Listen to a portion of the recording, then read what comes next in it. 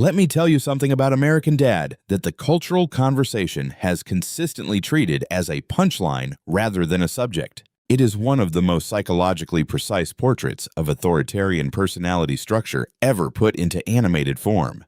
Not accidentally, not as a byproduct of the political satire, as the deliberate, consistent, forensically accurate depiction of a specific psychological configuration that the research has been mapping since the aftermath of World War II.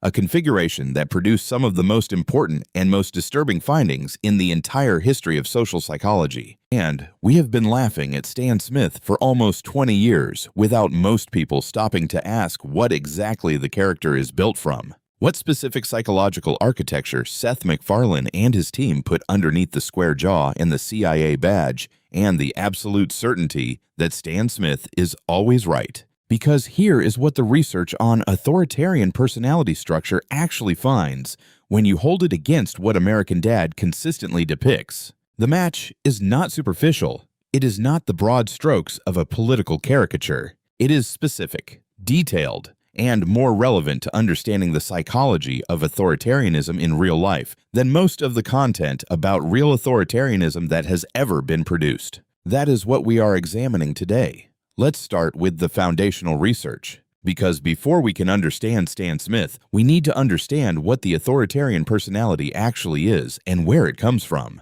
Theodore Adorno and his colleagues at Berkeley published The Authoritarian Personality in 1950. One of the most ambitious and most controversial studies in the history of social psychology, developed in the specific historical context of trying to understand how societies produced the specific psychological profile that enabled the Nazi regime.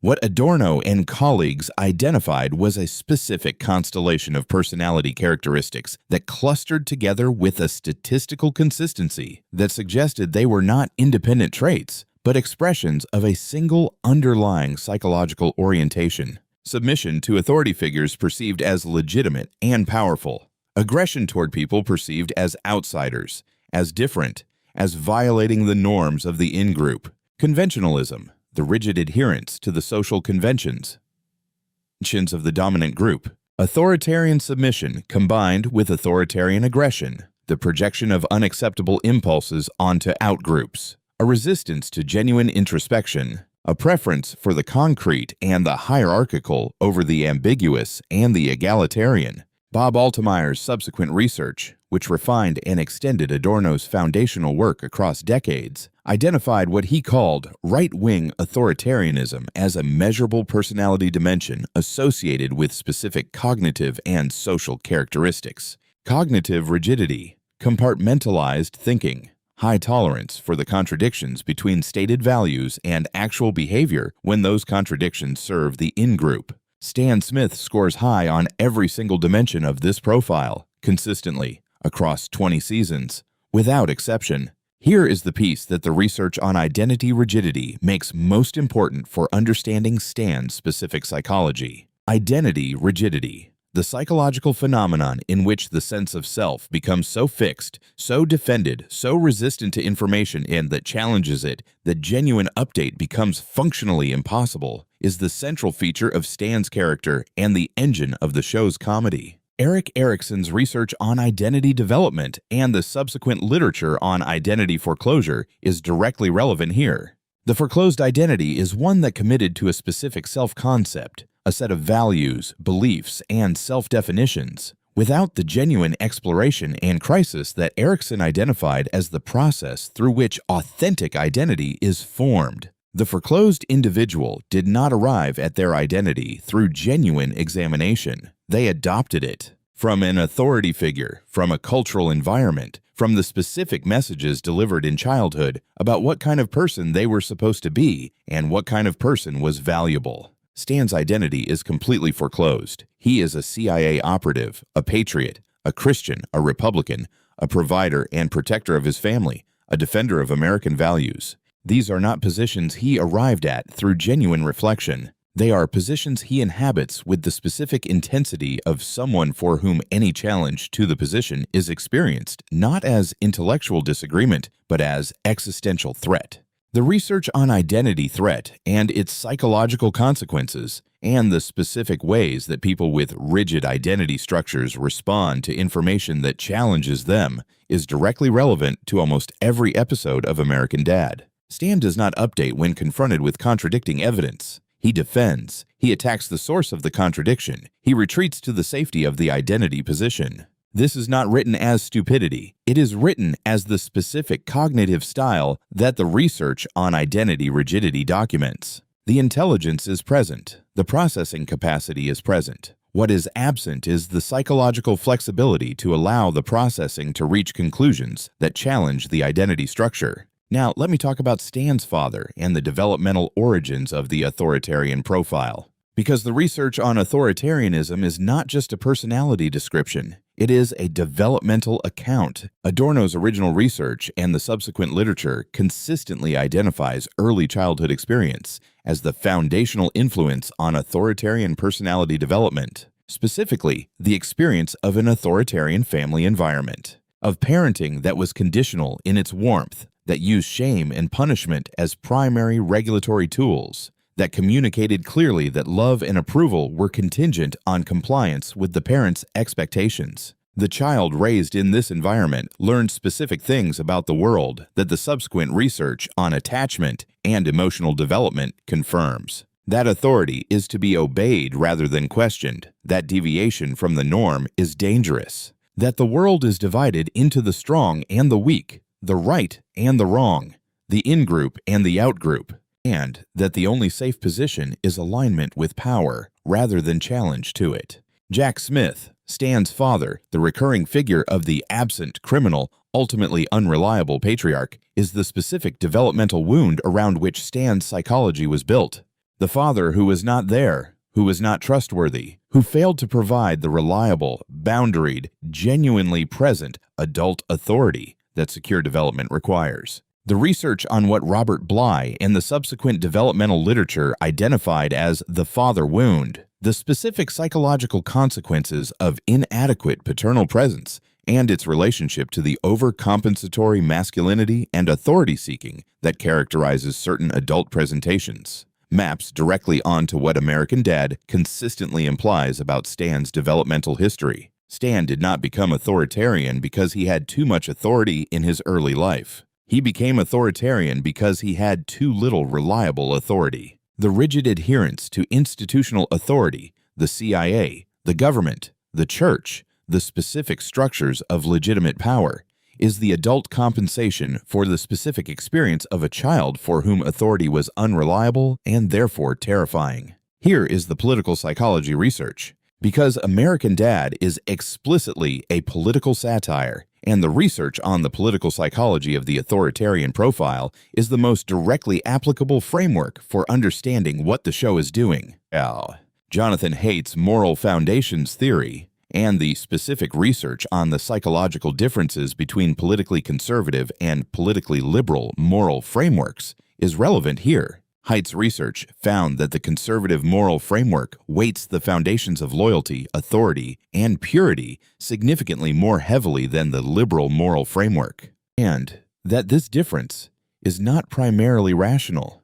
It is psychological, rooted in different relationships with threat, with uncertainty, and with the specific need for cognitive closure that the research on political psychology documents. Karen Stenner's research on authoritarianism and politics, and the distinction she draws between status quo conservatism and genuine authoritarianism, is the most important framework for understanding Stan specifically. Stenner's research found that the authoritarian disposition is not simply conservatism, it is a specific threat-activated orientation. The authoritarian personality does not simply prefer hierarchy and tradition in a stable environment. It activates in the presence of perceived threat, social diversity, value change, challenges to the normative order.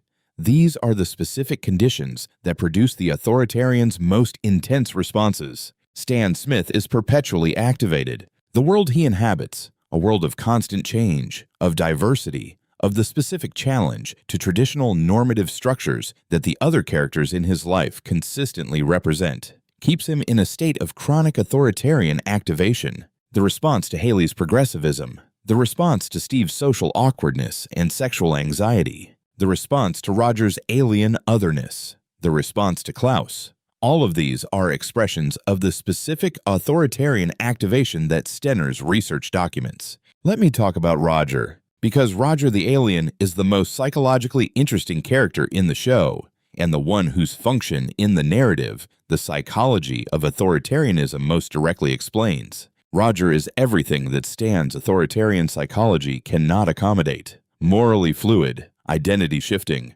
operating outside every normative category that the authoritarian framework uses to organize the world. Roger does not have a fixed identity. He is a different character in different episodes with different values and different relationships and different moral positions. This is the specific psychological opposite of Stan's foreclosed identity. And the research on how authoritarian personalities respond to genuinely transgressive, categorically elusive others, people who cannot be placed within the rigid in-group, out-group framework that the authoritarian uses to organize social reality, is directly relevant to understanding Stan and Roger's relationship. The authoritarian cannot simply reject Roger. Roger lives in the house. Roger is embedded in the family system. And so, what the show depicts is something the research on cognitive dissonance and authoritarian psychology documents: the accommodation of the transgressive other through a series of rules, exceptions, and compartmentalizations that allow the authoritarian to maintain their framework by managing rather than genuinely engaging with the contradiction.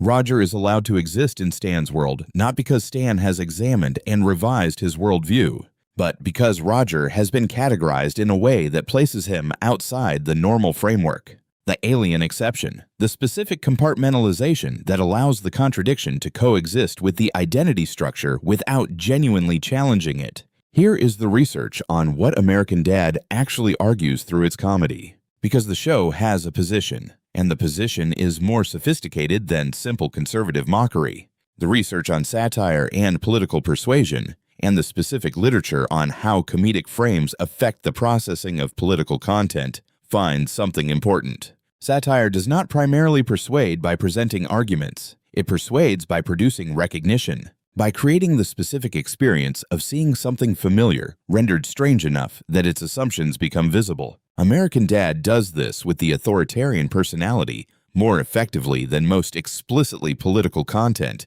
because it does not argue against authoritarianism. It inhabits it. Stan is not presented as a villain whose flaws are external to his identity. He is presented as a person whose genuine love for his family, whose genuine values, whose genuine commitment to what he believes is good, are inextricably connected to the rigidity, the fear, and the coercive control that his authoritarian psychology produces. This is the research-supported insight. Authoritarianism is not primarily hypocrisy. It is not primarily malice. It is a specific way of managing a psychology that finds uncertainty genuinely threatening. That requires the world to be ordered, to be hierarchical, to be predictable in ways that the actual world consistently refuses to be. The research on the relationship between authoritarianism and anxiety, and the specific finding that authoritarian personality structure is associated with elevated baseline threat sensitivity, is the most important finding for understanding Stan's genuine humanity within the caricature. Stan is not simply wrong. He is afraid of a world that keeps changing in ways he cannot control, of a family that keeps being different from what he needs them to be, of an identity that requires constant maintenance against a reality that keeps offering evidence that the maintenance is not working. Here is where I want to land. American Dad is not primarily a show about politics. It is a show about the specific psychological experience of a man whose identity cannot accommodate the world he actually lives in. The authoritarianism, the identity rigidity, the political psychology. These are not the show's subject. They are the vehicle through which the show examines something more universal and more important: the experience of a person who loves the people around them and cannot stop trying to control them, who has values they genuinely believe in and applies them in ways that consistently damage the relationships they are supposed to protect, who is certain they are right in a way that makes being wrong impossible to survive. The research on rigid identity and its relational consequences is clear. The person who cannot update their self-concept cannot genuinely meet the people around them, cannot receive them as they actually are, can only receive versions of them that fit within the framework the identity has already decided on.